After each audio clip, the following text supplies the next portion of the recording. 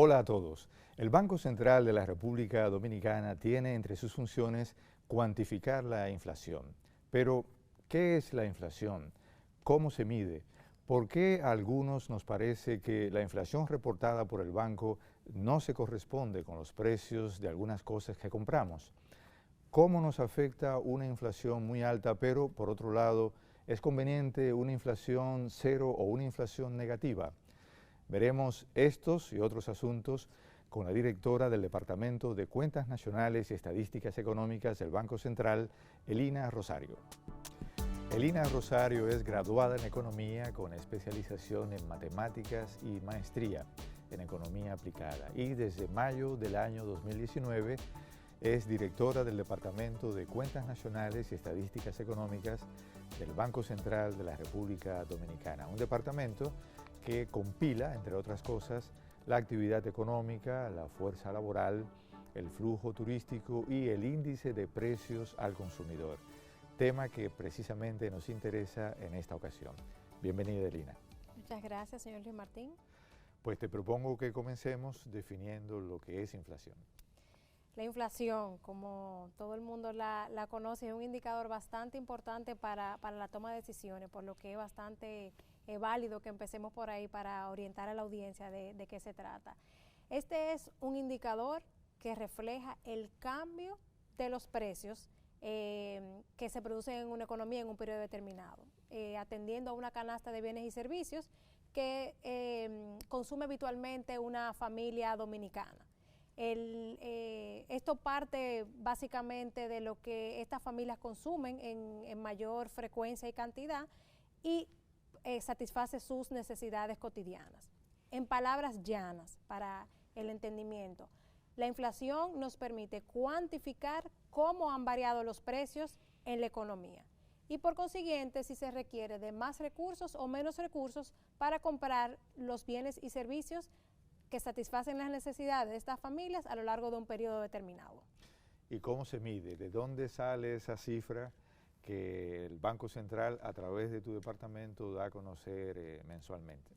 Para empezar, el Banco Central como institución responsable de la compilación y estimación del índice de precios al consumidor, en primera instancia construye lo que se conoce como la canasta familiar. Esta está compuesta por un grupo representativo de artículos, tanto de bienes como de servicios, que consumen los hogares de manera habitual. Posteriormente construye esta canasta, entonces estima el costo de la misma, recolectando los precios mediante la encuesta nacional de precios al consumidor, aplicada en 11.168 establecimientos comerciales que fueron seleccionados a lo largo de todo el territorio nacional y se encuentran distribuidos en 79 distritos municipales. Al mes se alcanza una muestra promedio de 193.000 cotizaciones de precios, lo que hace que este indicador sea lo suficientemente robusto. Una vez levantada esta información por un grupo especializado de encuestadores que se tienen en campo, un personal de planta altamente capacitado procesa esta información, llevando a cabo un proceso minucioso de validación, porque es importante también que lo que se recoge en campo, cuando se recibe aquí en planta, sea debidamente validado. Y luego entonces se convierte esta información o estos datos en un índice promedio ponderado. Ya una vez se obtiene este índice de precios al consumidor, la inflación no es más que la variación de ese índice de precios al consumidor. La variación en este caso porcentual.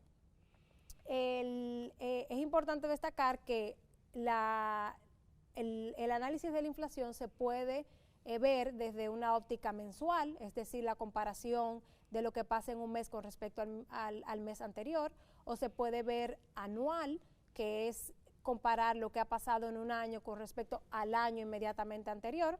Tiene distintas formas de analizarse dependiendo de la utilidad que quiera el analista o el usuario o el agente económico que le esté interpretando.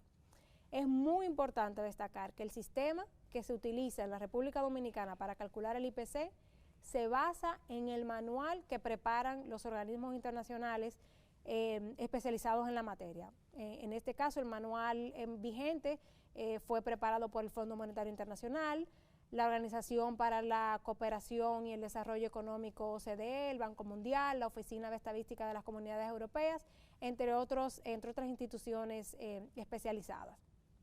Esto lo que nos quiere decir es que el cálculo del IPC es confiable y además incorpora los adelantos y mejoras existentes para obtener los resultados más precisos y que sean comparables con otros países.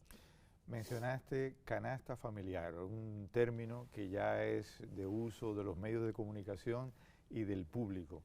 Me gustaría, para información de quienes nos escuchan y nos ven, que abundaras un poco más sobre ese término. ¿Qué es la canasta familiar y cuáles productos y servicios la componen? Sí, la canasta familiar es este conjunto de bienes y servicios que adquieren las familias. Esta información se encuentra segmentada de la canasta familiar utilizando la clasificación de consumo individual por finalidades de las Naciones Unidas, lo que facilita la comparabilidad internacional. De este clasificador entonces se derivan 12 grupos de bienes y servicios. Los voy a listar para orientación de toda la población. Alimentos y bebidas no alcohólicas, bebidas alcohólicas y tabaco, prendas de vestir y calzado, vivienda, muebles y artículos del hogar, salud, transporte, comunicaciones, recreación y cultura, educación, restaurantes y hoteles, y por último, bienes y servicios diversos. Dentro de cada uno de estos grupos hay una cantidad de artículos que representa la diversidad del consumo de los hogares en los productos que pertenecen a cada una de estas clasificaciones. La composición de esta canasta, que es la base de la información, se levanta a través de la Encuesta Nacional de Gastos e Ingresos de los Hogares, la cual se realiza habitualmente cada 10 años en los países. Y es la recomendación y la práctica habitual.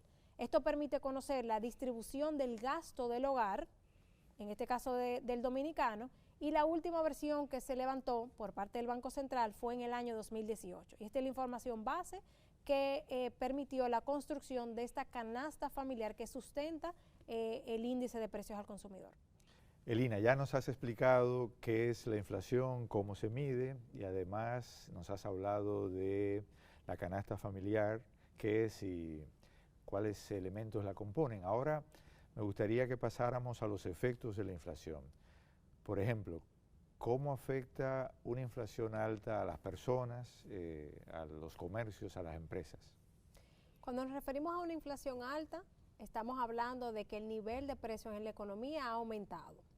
Ante una situación como esta, si el nivel de ingresos se mantiene estable o igual, automáticamente se va a producir una reducción en el poder adquisitivo. ¿A qué nos referimos con esto? Con la misma cantidad de dinero que genero, voy a tener la capacidad de adquirir menos productos hoy que lo que lo hacía en el pasado, porque tengo el mismo nivel de ingreso, pero los precios han aumentado.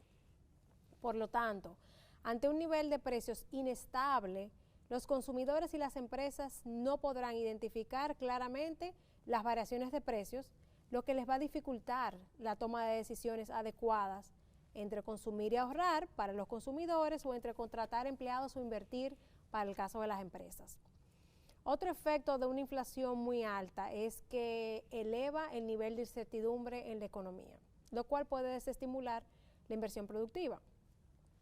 Esto genera automáticamente un menor nivel de inversión que frena el crecimiento económico y tiende a generar desempleo, con lo cual se deterioran los salarios y profundizan los desequilibrios sociales. Y si ocurriera lo contrario, ¿qué pasaría si tuviéramos, digamos, una inflación cero o una inflación incluso negativa? La inflación cero o negativa no es conveniente. La literatura económica estudia ampliamente o ha estudiado históricamente ampliamente estos efectos y la verdad es que no se recomienda tener una inflación cero o negativa por un periodo sostenido. Por el contrario, la teoría está a favor de una inflación baja, estable y predecible. Se considera, por ejemplo, en un escenario en que una persona tenga que invertir o consumir, comprar particularmente un bien en específico Y imaginando que estuviésemos en un periodo de inflación negativa, es decir, que la trayectoria de los precios va de manera descendente, ¿qué va a pasar con esa persona cuando vaya a comprar en los próximos días un artículo? Va a decidir hoy no hacerlo y esperar a que baje. Entonces, esto automáticamente tiene un efecto en las empresas, los productores. Si todo el mundo actuara de la misma manera, entonces las empresas se van a ver afectadas por la disminución en sus ventas y, por consiguiente, en los ingresos que generan. Esto podría llevarlos a tomar acciones con el personal, ya sea para despedirlo o no contratando más, y se traduciría en un aumento del desempleo y precios más bajos.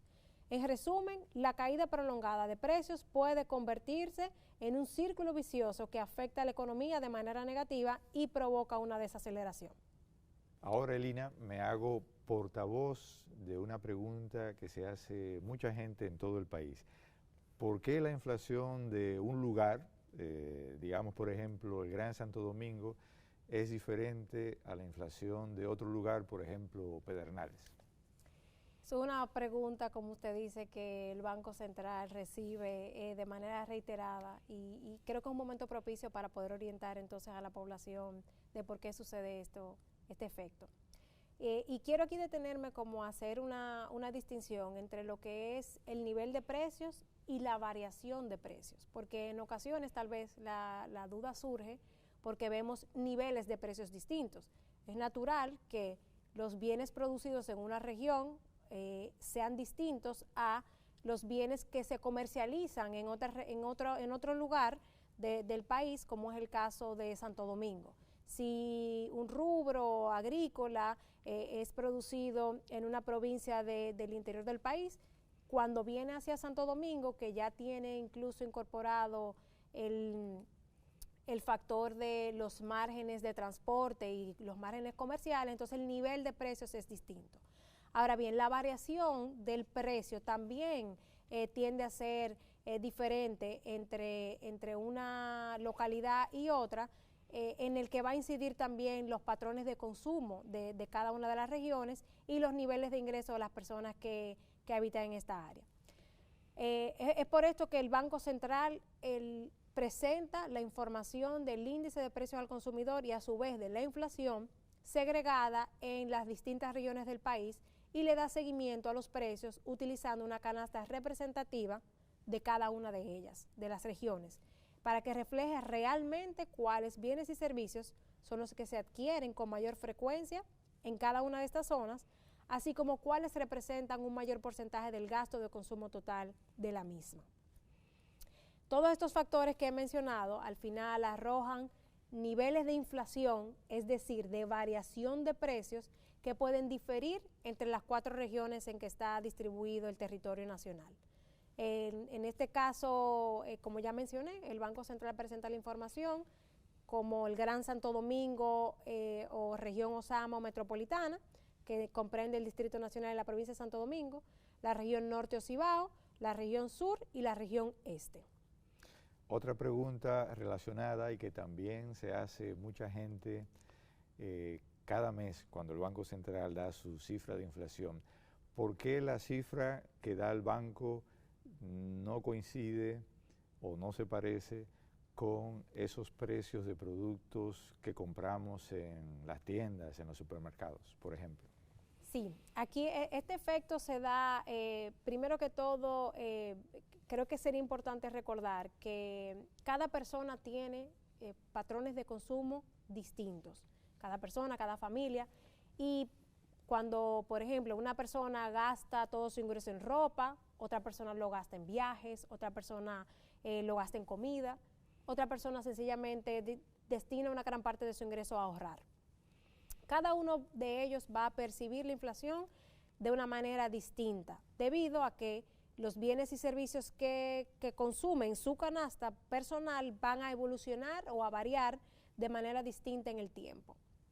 También, para poner también un ejemplo ilustrativo, si visitamos, por ejemplo, el supermercado y nos fijamos en los artículos que están comercializándose en un supermercado en específico, no vamos a estar considerando también los artículos que se venden fuera de los establecimientos comerciales, como es el caso de la gasolina. En el supermercado voy a ver los precios de los alimentos y haciendo esta visita al supermercado, voy a tener una impresión de la variación de precios sin contemplar que la canasta está compuesta por otro tipo de bienes y servicios que también juegan un rol en lo que es la variación de la o el comportamiento de la inflación.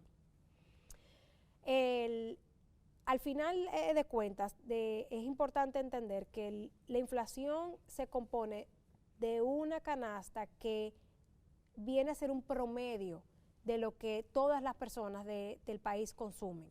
Entonces, en este caso, el cálculo del IPC, que toma en cuenta la canasta familiar en toda su amplitud y variedad, a pesar de lo que particularmente pueda consumir una persona, va a arrojar resultados que al parecer de una persona individual serían disímiles o que no se corresponde con la realidad particular. Pero esto viene de un gran promedio de la información de todos los consumidores y de la variación de todos los precios en la economía. Elina Rosario, muchísimas gracias por ayudarnos a comprender mejor este tema de la inflación de tanta importancia para la economía y para la vida de las personas.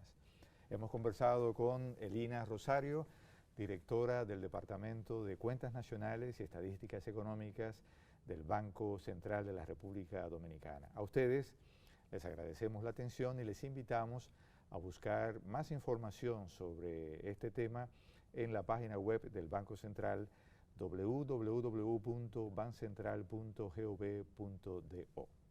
Reciban un cordial saludo desde el Banco Central de la República Dominicana.